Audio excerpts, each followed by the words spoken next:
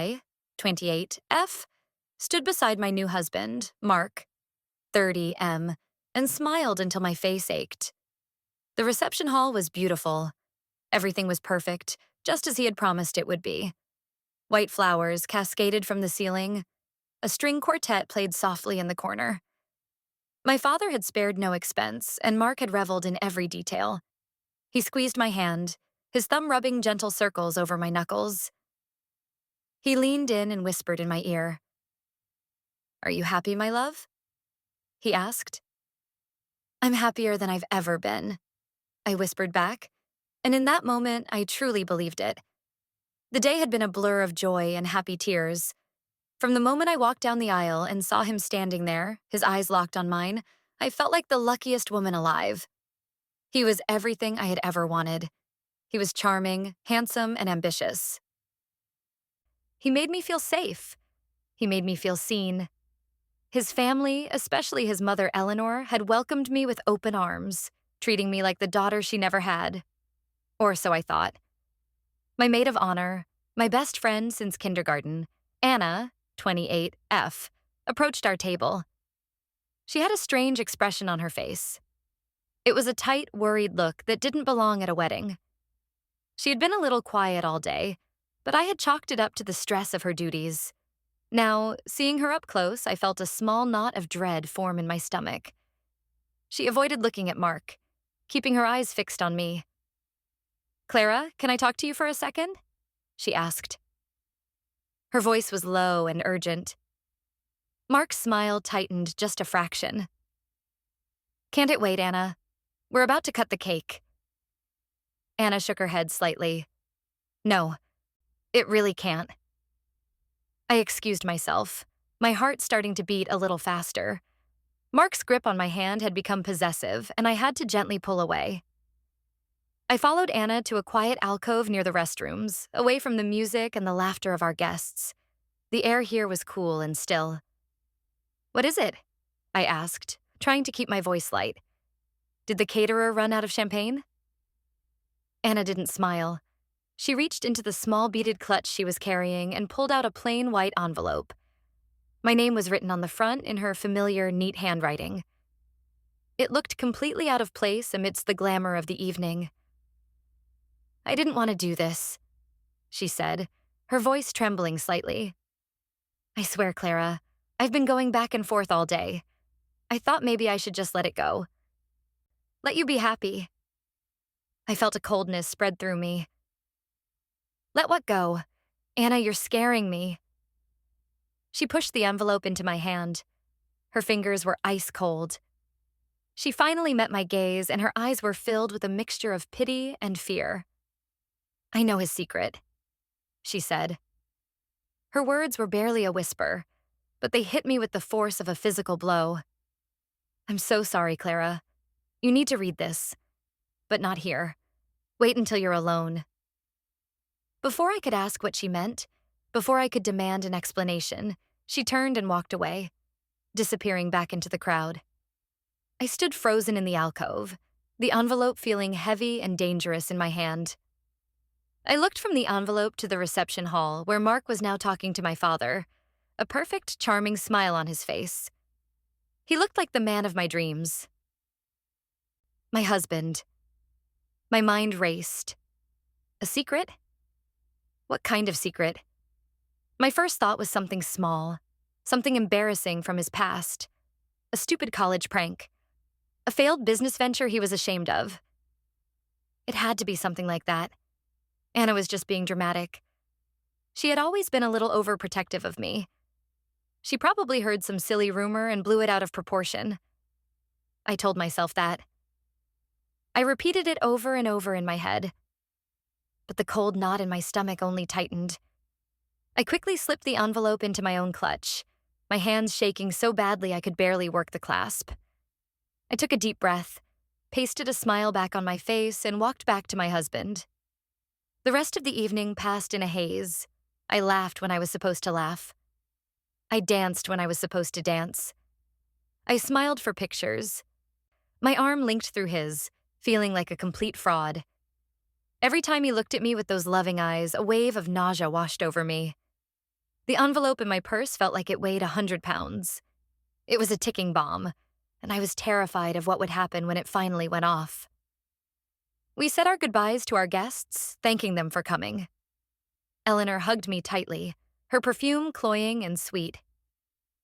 "Welcome to the family, dear," she murmured. Her words, which had seemed so warm just hours before, now sounded sinister. Finally, we were in the limousine, heading to our hotel for the night. Mark was exuberant, talking about the future, about the house we would buy, the children we would have. I just nodded along, my mind a million miles away. All I could think about was the envelope. We arrived at the bridal suite. It was magnificent, filled with roses and champagne on ice. Mark swept me up into his arms and carried me over the threshold. He was playing the part of the perfect groom, and he was playing it flawlessly. He set me down and kissed me, a long, deep kiss that I barely responded to. He pulled back, a flicker of concern in his eyes. "Is everything okay, sweetheart? You've been quiet." "I'm just tired," I lied. "It's been a long day." It was a weak excuse, and I think he knew it. "Of course," he said, his smile returning. "Why don't you go get comfortable? I'll open the champagne." I nodded and retreated to the lavish marble bathroom. I locked the door behind me, my heart pounding against my ribs. My hands trembled as I opened my clutch and took out the envelope. For a long moment, I just stared at it. Part of me wanted to rip it to shreds, to throw it away and pretend it never existed. I could choose to be happy. I could choose to believe in the man I married. But I knew I couldn't. Anna was my best friend. She wouldn't do this to me, not on my wedding day, unless it was something truly terrible. With a deep, shuddering breath, I tore open the seal. Inside, there wasn't a long, explanatory letter like I had expected. There was just a single photograph and a small, folded piece of paper. I looked at the photograph first. It was a picture of Mark, but he looked younger, maybe by 5 or 6 years. He had his arm around a woman I had never seen before. She was pretty, with long brown hair, and she was holding a small child, a little boy who couldn't have been more than 2 years old. They looked like a family. A happy family. My breath caught in my throat. I sank down onto the cold tile floor, the photograph shaking in my hand. Who was this woman? Who was this child? He had told me he had never been serious with anyone before me. He had told me he didn't have any family besides his mother. I unfolded the piece of paper. It was a printout of a business registration document. The name of the business was something generic, Midwest Home Solutions. But the name listed as the owner wasn't Mark. It was Jacob Miller. The address was in a small town in Ohio I had never even heard of. Below the registration, Anna had written a single, chilling sentence. "This is his real name. Jacob Miller." The name meant nothing to me. I stared at the photograph again, at the man who looked so much like my husband, but with a different name, a different life, a different family. A wave of dizziness washed over me. I felt like the floor was tilting beneath me. I leaned my head against the cool wood of the bathroom door, trying to breathe. This had to be a mistake, a misunderstanding. Maybe this was someone who just looked like Mark, a doppelganger. It was a crazy thought, but it was less crazy than the alternative. The alternative was that the man in the next room, the man I had just pledged my life to, was a complete stranger, a liar. I heard a knock on the door. "Clara, is everything all right in there?" Mark's voice was laced with concern. I scrambled to my feet, my mind racing. I couldn't confront him like this. Not yet. I needed to think. I needed to be smart. I shoved the photo and the paper back into the envelope and hid it at the bottom of my toiletries bag, underneath my makeup and hairbrush. "I'm fine," I called out, my voice sounding shaky and thin. I have a terrible headache. I think the excitement was just too much." I splashed some cold water on my face and looked at myself in the mirror. The happy bride from a few hours ago was gone. In her place was a pale, terrified woman with wide, frightened eyes. I had to pull myself together. I couldn't let him see that anything was wrong. I unlocked the door and walked back into the suite. Mark was standing by the window, holding 2 glasses of champagne. He turned and gave me a warm smile, but this time it didn't reach his eyes. I could see he was studying me, trying to figure out what had changed. "Here," he said, handing me a glass. "Maybe this will help." I took a sip. The bubbles fizzed on my tongue, but the drink tasted like ash. "Thank you," I said. We stood in silence for a moment, the city lights twinkling outside the window. The silence was heavy, filled with all the things I couldn't say. He put his glass down and took mine, placing it on the table beside his. He wrapped his arms around me, pulling me close. "I love you, Clara," he said softly, his lips against my hair. "You know that, right? Nothing will ever change that." I felt a chill run down my spine. His words, meant to be comforting, sounded like a threat. I leaned into his embrace, my body stiff with tension. I had to pretend. I had to act like the loving, trusting wife he thought he had married. At least for now. I had to bide my time and figure out what to do. "I love you too," I whispered, the lie feeling like poison on my lips. That night was the longest night of my life. I lay beside him in the enormous bed, pretending to be asleep, my mind whirring. Every time he moved, every time he breathed, I flinched. I was sharing a bed with a stranger, a man named Jacob Miller, a man with a secret family. Who was he? And what did he want from me?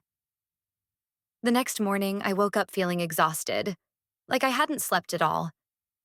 Mark was already awake, sitting in an armchair by the window, reading the news on his tablet.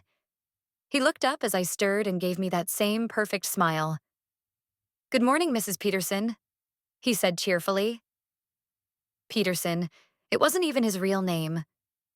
"Good morning," I mumbled, sitting up. "I ordered us some breakfast," he said, gesturing to a cart laden with food. "I thought we could have a lazy morning before we head off." We were supposed to be flying to Hawaii for our honeymoon, a 2-week trip to paradise. The thought of being trapped on an island with him, thousands of miles from home, filled me with a new kind of terror. I needed to get out of this trip. I needed to buy myself some time.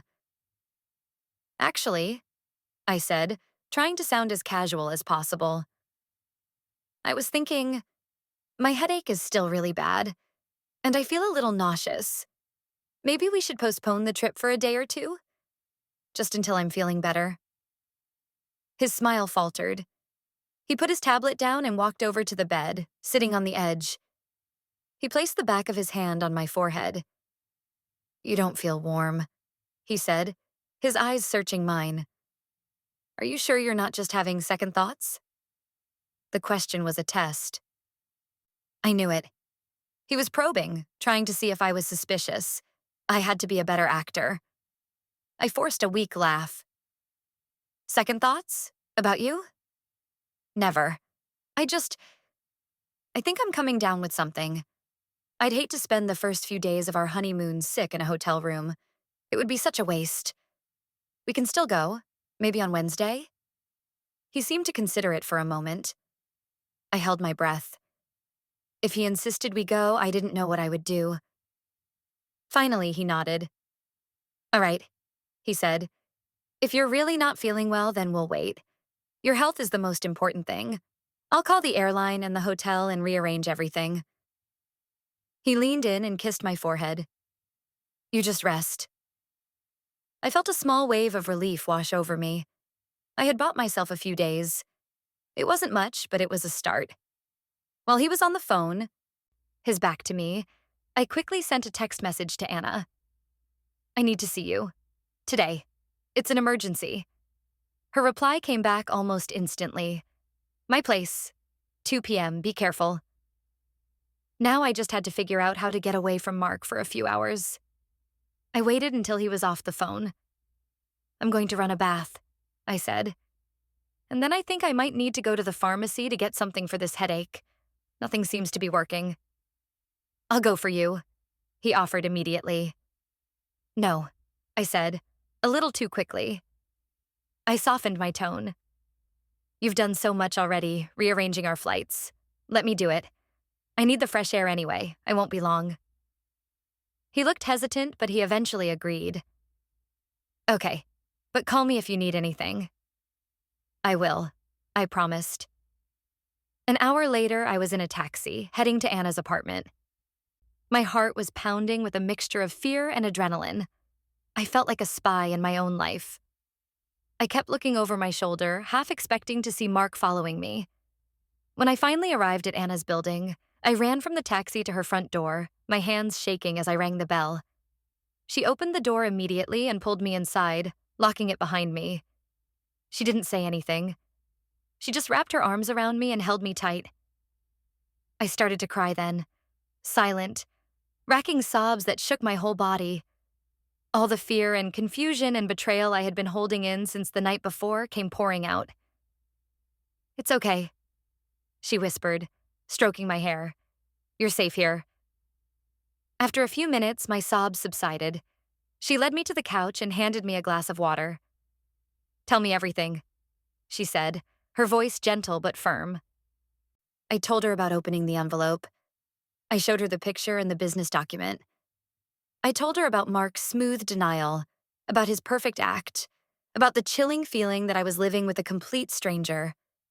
She listened patiently, her expression growing darker with every word. When I was finished, she let out a long, slow breath. I was afraid of this, she said. I knew he wouldn't just confess. How did you find all of this, Anna? I asked, my voice hoarse. You have to tell me everything you know. She nodded. It started a few months ago. You remember my ex-boyfriend, David? The one from Ohio? I nodded. I vaguely remembered him. They had dated for a few months last year. Well, she continued, I was showing him pictures from your engagement party. When he saw the picture of Mark, he got this really weird look on his face. He said he looked familiar. He said he looked just like a guy from his hometown who got into some trouble a few years back. A guy named Jacob Miller. My blood ran cold. Jacob Miller, I whispered. Exactly, Anna said. At first I told him he was crazy, that it was just a coincidence. But it bothered me. So I asked David to send me a picture of this Jacob guy. He had to dig for it, but he found one in an old high school yearbook online. Clara. It was him. It was Mark. A little younger, but it was definitely him. She got up and went to her laptop, which was sitting on the coffee table. She opened it and turned it towards me. On the screen was a yearbook photo of a smiling young man. The photo was grainy, but there was no mistaking it. It was my husband. Underneath the photo was the name, Jacob Miller. Once I had the name, Anna said, her voice grim, I started digging. It wasn't easy. It seems like he's tried to erase his past. But I found a few things. I found that business registration I gave you. And I found a few old local news articles. They were about a series of small-time scams in the area. A contractor who took people's money and then disappeared without doing the work. The articles mentioned a person of interest named Jacob Miller, but it didn't seem like he was ever charged with anything. It was like he just vanished. I stared at the screen, my mind struggling to process what she was telling me. A con artist. A man who scammed people for a living. And I had married him. But the woman? I asked, my voice trembling. The child in the picture? Anna's face softened with pity. That took me the longest to find. I couldn't find any marriage records for him. But I managed to track down a social media profile for a woman who was friends with a lot of the same people as Jacob in that town. Her profile was private, but her profile picture was public. And Clara, it was the woman from the photograph. I sent David the picture and he confirmed it. Her name is Sarah. She used to date Jacob right before he left town. Everyone thought they were going to get married. And the child? I whispered, dreading the answer. The child is hers, Anna said softly. from a previous relationship. According to David, Jacob acted like he was the boy's father. Everyone said he was wonderful with him. A new wave of sickness washed over me. It wasn't just a lie. It was a whole life. A life he had built and then abandoned. He had played the part of a loving partner and a devoted father. And then he had just disappeared. And now he was doing it again. With me. What does he want? I asked, looking at Anna with desperate eyes. Why is he doing this? Anna hesitated for a moment before she answered. Clara, your family has money. A lot of money. Mark, or Jacob, he doesn't. I looked into his finances, what little I could find. The company he claims to work for doesn't exist. The address is a P.O. box. His car is a lease. That expensive apartment he has? He's 3 months behind on the rent. He's broke, Clara, and he just married the daughter of a very wealthy man. The pieces clicked into place, forming a picture that was uglier than anything I could have imagined. It wasn't about love. It was never about love. It was a long con. I was just a mark. My father's money was the prize. The whole thing, our entire relationship, had been a lie. A carefully constructed performance designed to get him access to my family's wealth. I felt a surge of rage so intense it almost choked me. The fear was still there, but now it was mixed with a cold, hard anger. He had not just lied to me. He had used me. He had played with my emotions, my hopes, my dreams. He had made me love a man who didn't even exist. What do I do? I asked Anna, my voice low and steady. The tears were gone. My mind was starting to clear. You need to go to the police, she said immediately. And you need to tell your father. I thought about it for a moment. The police? What would I tell them? That my husband's name wasn't really Mark? That he had lied about his past? It wasn't a crime to lie. I had the news articles about the scams in Ohio, but he was never charged. It was all circumstantial. They would tell me it was a civil matter. They would tell me to get a divorce. And my father. If I told him now, he would be devastated. He loved Mark. He had been so happy for me. But more than that, he would be furious. He would confront Mark immediately, and Mark, or Jacob, he was a professional liar. He would twist the story. He would make me look like a hysterical, paranoid wife. He would make Anna look like a jealous friend trying to sabotage my marriage. He was good at this. I had seen how charming and convincing he could be. He could probably even convince my father that I was the one who was lying. No, I couldn't go to them yet. Not until I had something more. Something undeniable. Something that would expose him so completely that he wouldn't be able to lie his way out of it. Not yet, I said to Anna. He'll just deny it. He'll turn it around on me. I need more proof. I need something solid. Anna looked worried. Clara, this is dangerous. You're living with him. What if he finds out you know? He won't, I said, a new resolve hardening in my voice. I'm going to play his game. I'm going to be the perfect loving wife. I'm going to pretend that everything is fine. And while I'm doing that, I'm going to find the proof I need to destroy him. I looked at my best friend, the woman who had saved me from making the biggest mistake of my life. But I can't do it alone, I said. I need your help. Anna didn't hesitate. Whatever you need, she said, her voice filled with determination. I'm with you all the way. We spent the next hour making a plan. It was a risky plan, a dangerous plan, but it was the only one we had. First, I needed to keep up the pretense. I would go back to the hotel and continue to play the part of the sick, but happy, newlywed. I would agree to go on the honeymoon, but I would insist we go somewhere domestic, somewhere I could leave easily if I had to. Hawaii was too far, too isolated.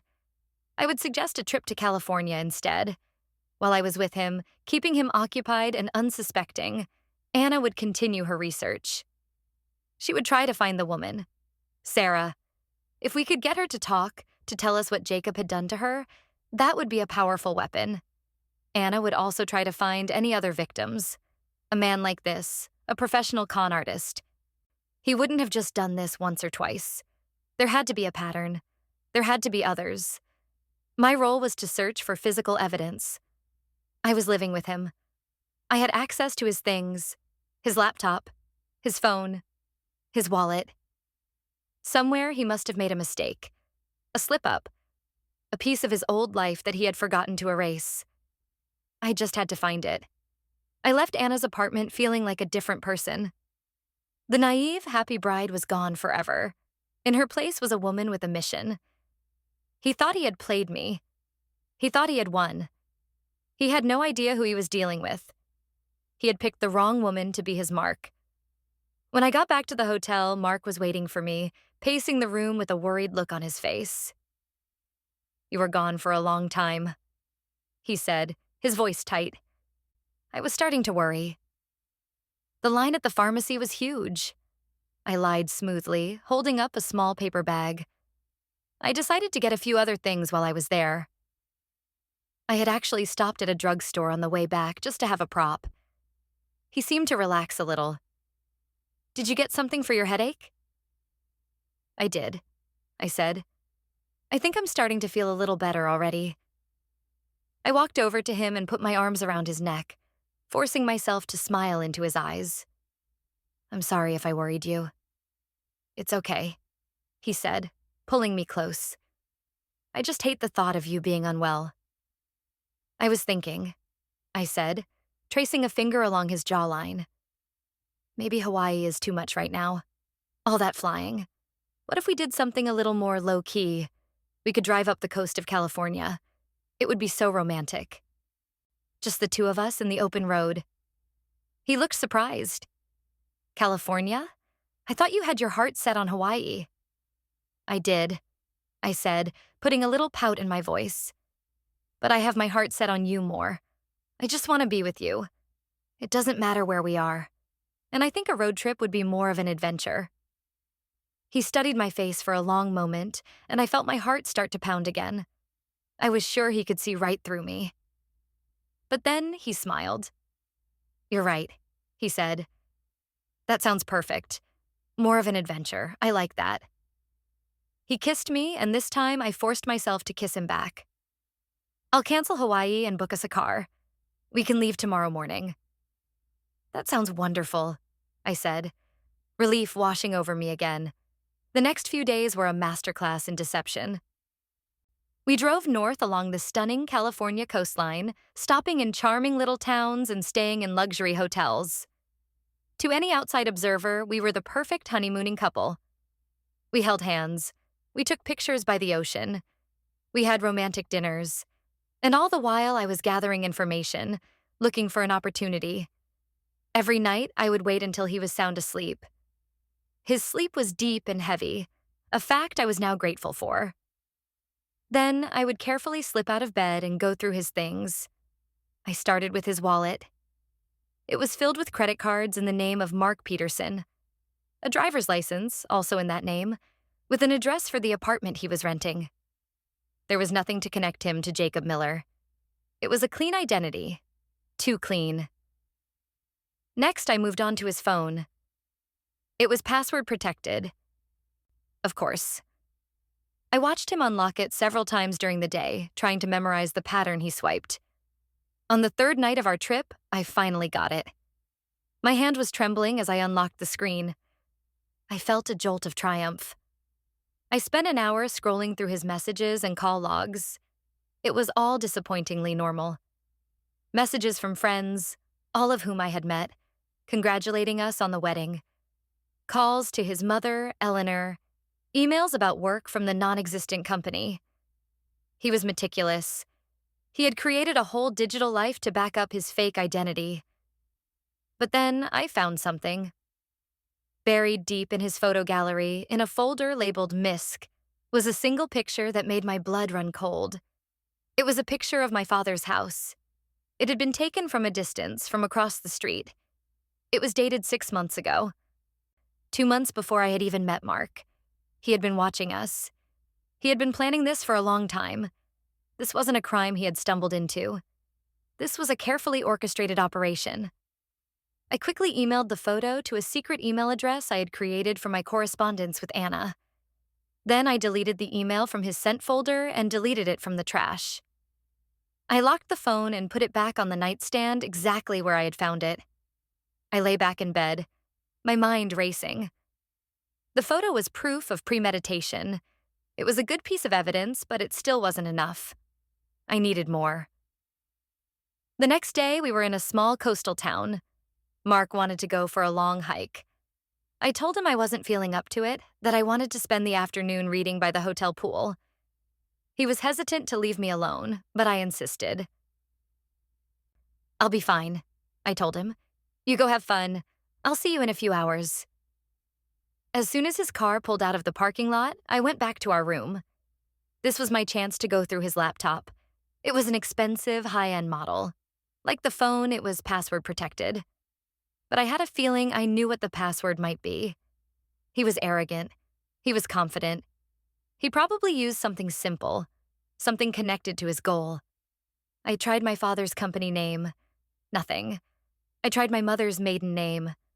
Nothing. I tried my birthday. Nothing.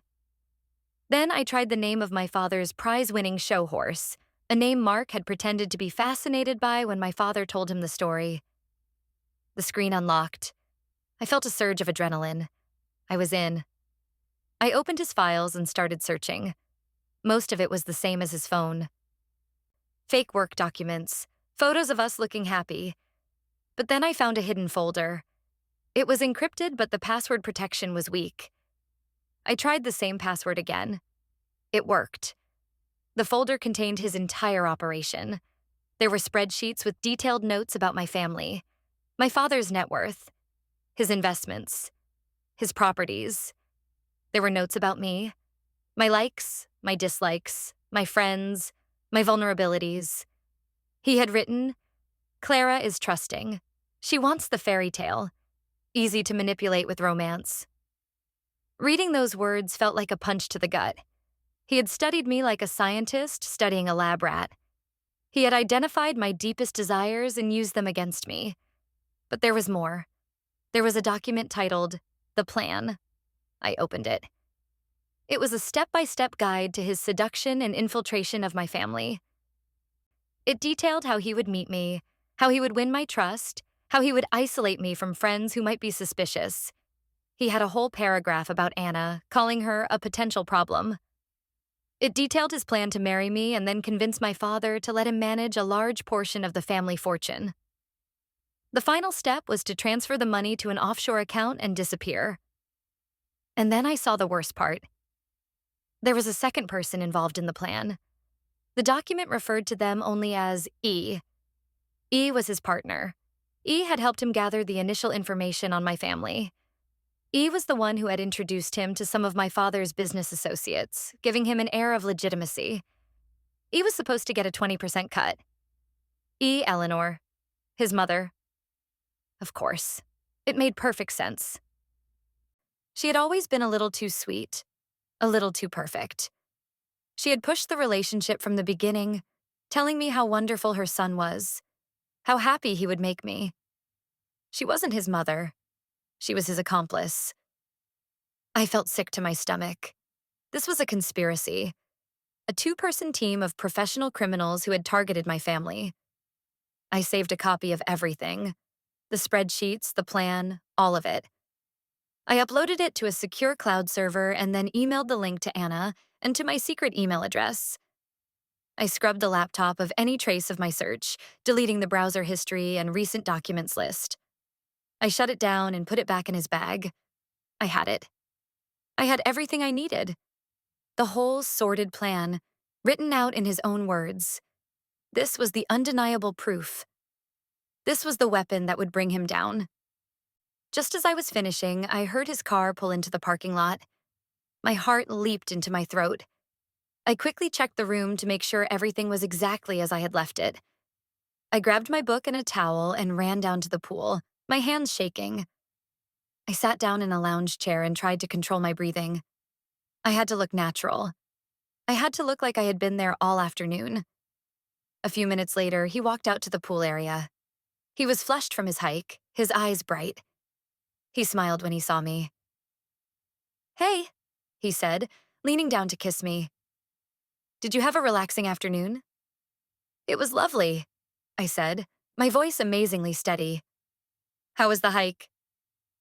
"It was incredible," he said, sitting down on the chair next to me.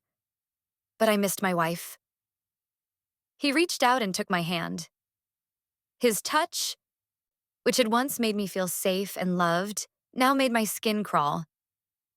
I looked at this man, this stranger, this predator, and all I felt was a cold, pure hatred. He had no idea that I had just uncovered his entire world of lies.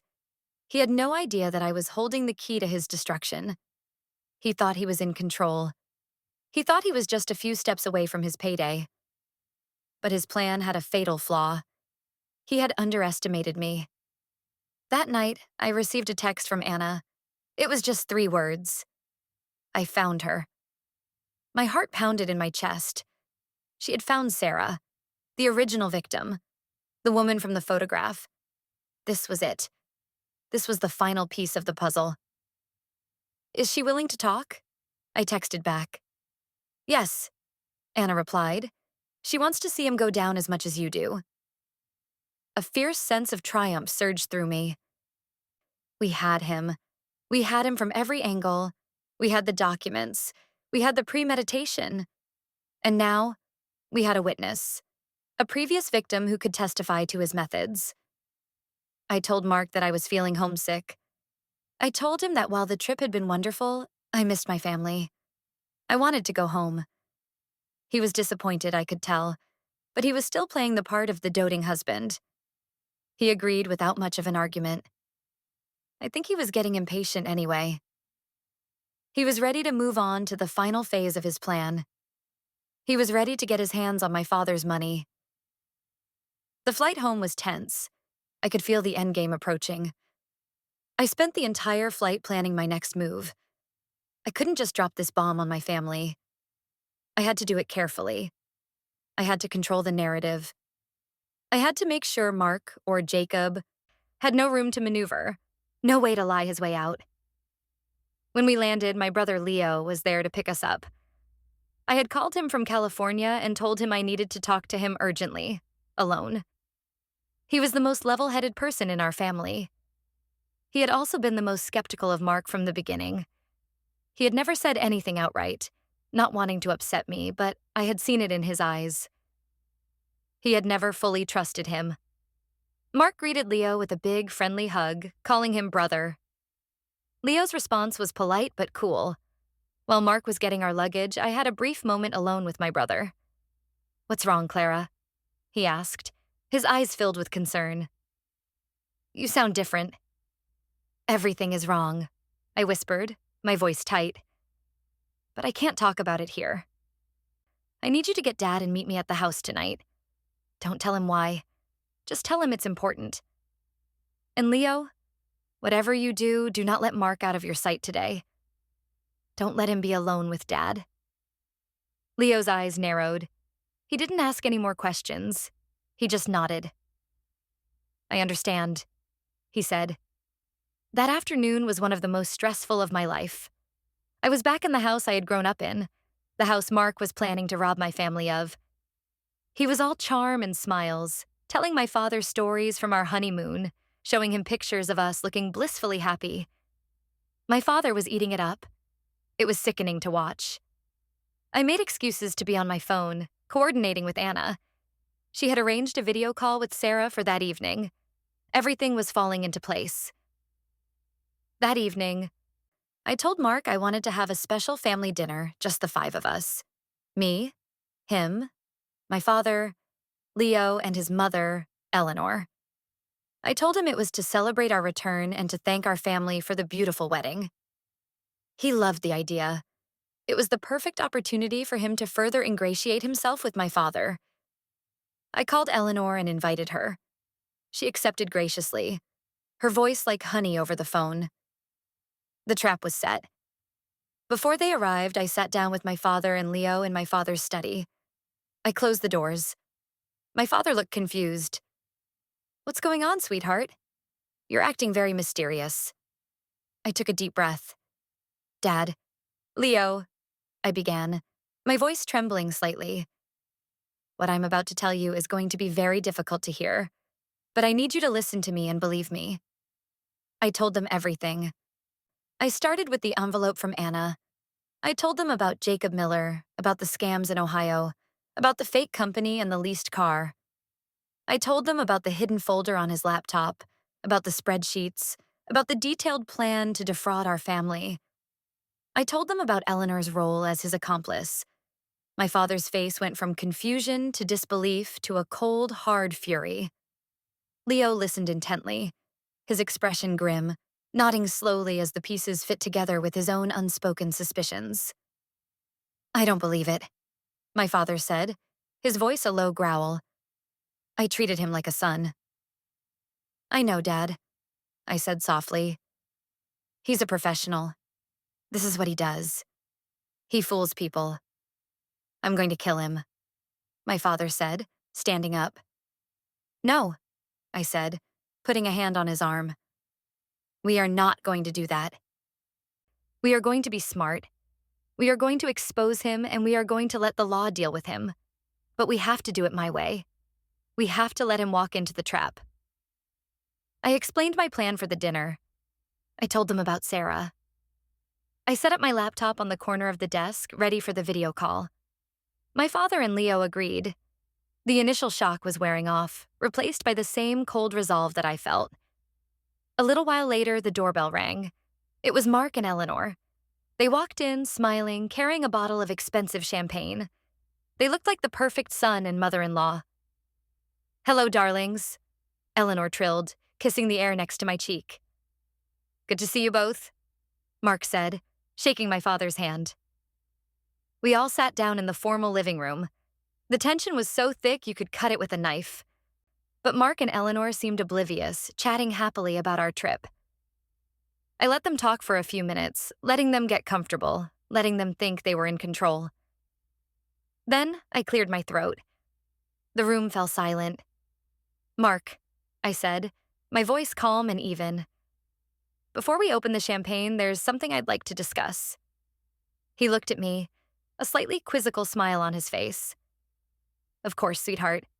What is it?" "I was doing some research online," I said, looking into some of the places we visited in California, and I stumbled across some articles about a small town in Ohio, a town you might be familiar with. I saw a flicker of something in his eyes, a brief, almost imperceptible flash of panic. Eleanor's smile became fixed and brittle. "I don't think I know anyone from Ohio," he said smoothly. "Really?" I said, raising an eyebrow. "Because I found some articles about a man from there who looks an awful lot like you. His name is Jacob Miller." The name hung in the air. Mark's face went pale. Eleanor shot him a sharp, warning look. "I have no idea who you're talking about," he said, his voice a little too loud. "Clara, what is this? Some kind of joke?" "It's not a joke, Jacob," I said, letting his real name drop like a stone. He flinched. "My name is Mark." "Is it?" I asked. I reached for my laptop and opened it, turning the screen so everyone could see. "Because this woman seems to think otherwise." On the screen was Sarah's face, live on a video call. She looked older than she did in the photograph, her face etched with a sadness that I now understood, but her eyes were strong and clear. "Hello, Jacob," she said, her voice shaking but firm. Mark stared at the screen, his mouth opening and closing like a fish. He was speechless. For the first time since I had met him, the smooth, charming facade had completely shattered. "Who is this?" Eleanor demanded, her voice shrill. "Mark, what is this nonsense?" "This is Sarah," I said, my voice cold as ice. "She's an old friend of Jacob's, from before he decided to become Mark Peterson, from before he took her life savings and disappeared." "That's a lie." Mark finally found his voice. I've never seen this woman before in my life. She's crazy. Clara, you have to believe me. I don't believe you, I said, and neither does anyone else in this room. I looked at my father and Leo, who were watching Mark with expressions of pure disgust. But just in case there was any doubt, I closed the video call with Sarah and opened a new file on the laptop. It was the document from his hidden folder, the one titled, The Plan. I believe this is yours, I said, turning the screen towards him. I watched as the color drained completely from his face. He stared at the screen, at his own words detailing his cold, calculated plan to ruin my family. He was trapped. There were no more lies he could tell. There was no way out. Eleanor looked at the screen and then at Mark, her face a mask of horror. The game was over. They had lost. My father stood up slowly. His face was calm, but his eyes were blazing with a cold fire I had never seen before.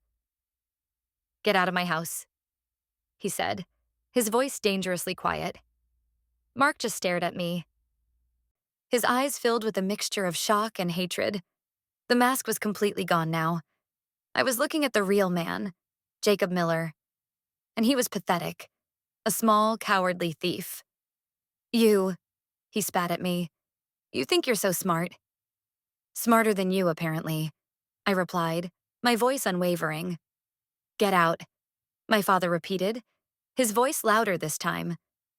Leo stood up and walked to the front door, opening it wide. Mark and Eleanor stood up, defeated. They walked towards the door, their shoulders slumped. As they passed me, Eleanor shot me a look of pure venom. "You will regret this," she hissed. "No," I said, looking her straight in the eye. "You will." They walked out the door, and Leo slammed it shut behind them. The silence they left behind was heavy. I looked at my father, at my brother. Then I sank into a chair. The adrenaline that had been coursing through me for days finally draining away, leaving me feeling exhausted but free. It was over. The aftermath was swift and decisive. The morning after the confrontation, my father's lawyers were on the phone with the police. We handed over all the evidence, the documents from Jacob's laptop, the photo of him with Sarah, and most importantly, Sarah's sworn testimony. She had flown in that morning, ready to face the man who had wronged her. The police opened an investigation immediately. With the evidence we provided, they were able to get a warrant. They discovered that the names Mark Peterson and Eleanor Peterson were aliases, backed by high-quality forged documents. They also found the offshore account already set up waiting for the transfer of my father's money. It turned out this was not their first time. They were linked to at least 3 other similar cases in different states, where they had used different identities to defraud wealthy families. They were arrested 2 days later, trying to board a flight to a country with no extradition treaty. Seeing their mugshots on the news was a surreal experience. The charming, sophisticated people I had known were gone. In their place were 2 tired, scared-looking criminals, Jacob Miller and his partner, whose real name turned out to be Martha Jones. The legal process was long, but the outcome was never in doubt. With the overwhelming evidence and the testimony from Sarah and the other victims who came forward, they were convicted on multiple counts of fraud, conspiracy, and identity theft. They both received long prison sentences. I had to get an annulment, a strange and clinical process that erased a marriage that had never been real in the first place. The wedding gifts were returned, the photos were deleted. It was as if the whole thing had been a bad dream, but it had been real, and it had changed me. In the weeks and months that followed, I had to rebuild my life. I had to learn to trust again, not just others, but myself, my own judgment. How could I have been so blind? How could I have fallen for such a complete and utter fabrication? Anna was my rock through it all. She never once said, "I told you so." She just listened when I needed to talk, sat with me when I needed to be silent, and reminded me that what had happened was not my fault. I was the victim of a professional predator. He had preyed on my kindness and my desire for love. It was his shame, not mine. My relationship with my father and brother became stronger than ever. They had seen me at my most vulnerable, and they had stood by me without question. They had trusted me and helped me fight back. The ordeal had stripped away any pretense in our family, leaving only a core of love and loyalty. One afternoon, about a year later, I was having coffee with Anna. I was feeling more like myself than I had in a long time. I was working again, seeing friends, even thinking about the possibility of dating someday. You know, I said, stirring my latte. For a long time, I was so angry. Angry at him, at her, at myself. But I'm not angry anymore. What are you now? Anna asked. I thought for a moment. Grateful, I said. Grateful for you. Grateful for my family. And in a strange way, I'm grateful it happened. Anna looked at me, surprised. Grateful? Why? Because it taught me something, I said. It taught me that I'm stronger than I ever thought I was. I thought I needed a fairy tale, a perfect man to come and rescue me. But I don't. I can rescue myself. The man I thought I had married, Mark Peterson, had never existed. He was a ghost, a character in a play written by a con man. But the woman who had emerged from the wreckage of that lie, she was real. She was cautious, yes, but she was not broken. She was wiser. She was stronger, and she was finally, truly, free. He had tried to take everything from me, but in the end, he had given me the one thing I never knew I needed: myself. And that was something no one could ever take away. The legal fallout was more complex than I could have ever imagined. Our lawyers explained that simply convicting Jacob and Martha wasn't the end of it. We had to unwind the financial web they had started to weave. They had used the wedding as a way to gain legitimacy, opening lines of credit and making initial inquiries with financial institutions under the guise of being part of our family. It was a slow, tedious process of closing loopholes and securing my family's assets. My father, a man who had built his empire on trust and handshakes, was forced to become more cynical. He implemented new, stricter protocols for anyone dealing with the family's finances. He saw it as a necessary evil, a sad consequence of a world where people like Jacob existed. I felt a pang of guilt for being the catalyst for this change in him, but he assured me it was not my fault. The world is what it is. Clara, he told me one evening, you just opened my eyes to a part of it I had been lucky enough to ignore for too long. Leo, on the other hand, seemed to find a new purpose. He took a much more active role in the family business, particularly in security and vetting. He became my father's right-hand man, his natural skepticism now seen as a valuable asset. He and I grew even closer, bonded by the shared secret and the fight we had won together. I had one more conversation with Sarah after the trial was over. We met for coffee, two women from different worlds, linked by the same man's deception. She told me more about her life with Jacob. He had been so convincing, so charming. He had helped her raise her son. He had promised her the world. The money he stole from her wasn't just savings. It was the money her parents had left her. Everything she had. The worst part, she said, her voice quiet, was not the money. It was the feeling of being a fool, of having my love and trust turned into a weapon against me. I know that feeling, I said, my heart aching for her. But you weren't a fool, Sarah. You were a kind person who wanted to believe in the good in someone else.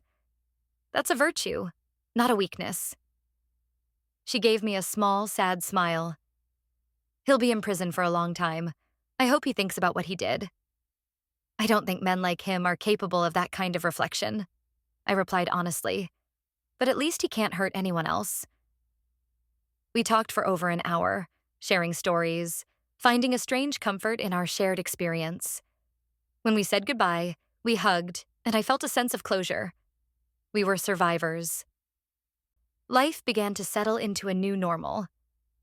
The sensational story faded from the news, and I was no longer the runaway bride who exposed a con man. I was just Clara again. I went back to my job in art curation, finding solace in the quiet, timeless beauty of the paintings I worked with. About 2 years after the wedding that wasn't, I was at a gallery opening when a man approached me. He was pleasant-looking, with kind eyes and a gentle smile. He introduced himself as Ben. We started talking about the art, and the conversation flowed easily. He was a history teacher at a local high school, and he was funny and smart and seemed genuinely interested in what I had to say.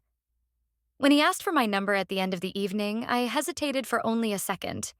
The old fear, the old suspicion was still there, a faint scar on my heart. But I looked into his eyes and I saw none of the practiced charm or predatory intensity I had seen in Jacob. I saw only open, honest interest. I took a chance. I gave him my number.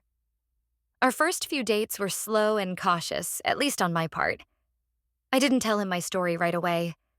I wanted him to get to know me, Clara, not the woman from the headlines. He was patient. He never pushed. He let me set the pace. After a month, I knew it was serious. I couldn't build a relationship on a foundation that had a huge secret crack in it. I invited him over for dinner, and after we ate, I sat him down on my couch and told him everything. I didn't spare any details. I told him about Mark, about the wedding, the envelope, the investigation, the confrontation. He listened without interrupting, his expression a mixture of shock, anger on my behalf, and compassion. When I finished, I felt vulnerable, exposed. I was half afraid he would get up and leave, scared off by the sheer drama of my past. But he didn't. He just reached out and took my hand. "Wow," he said softly. "I am so sorry you had to go through that.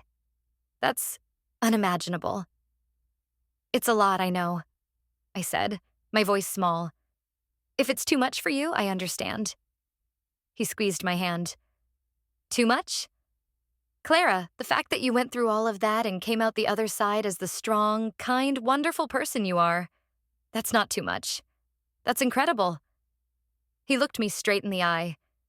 "It doesn't scare me. It just makes me admire you even more." And in that moment, I felt the last of the ice around my heart finally melt away. Our relationship grew from there, built on a foundation of honesty and mutual respect. With Ben, I learned what real love felt like. It wasn't a whirlwind romance or a fairy tale. It was quieter, calmer. It was two people choosing to be together, to support each other, to be honest even when it was hard. It was safe. A year later, we moved in together. A year after that, we were on a quiet weekend trip to the mountains when he asked me to marry him.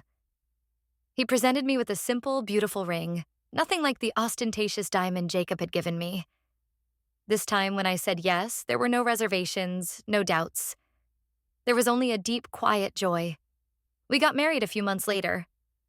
It was nothing like my first wedding. There was no grand reception hall, no string quartet. We had a small ceremony in my father's garden with only our closest family and friends. Anna was my maid of honor again, and this time, her smile was genuine and radiant. My father walked me down the aisle, his eyes shining with tears of real happiness. When I stood opposite Ben and we said our vows, the words felt real, solid, and true. This was not a performance. This was a promise. Later that evening, as the party was winding down, I stood with Ben, looking at our family and friends laughing and talking under the garden lights. He wrapped his arms around me from behind and kissed my shoulder. "Are you happy, my love?" he whispered in my ear. The words were the same ones Jacob had said to me on that terrible night. But coming from Ben, they meant something entirely different. They weren't a line from a script. They were a genuine question from a man who truly cared about my happiness. I leaned back against him and smiled, a real, unforced smile that reached my eyes. "I'm happier than I've ever been," I said. And this time it was the absolute truth. The fairy tale I had once dreamed of had turned into a nightmare. But the real life I had built in its place, a life based on truth and courage and real love, was so much better than any fairy tale could ever be. I had faced the monster and won. And now, I was finally home.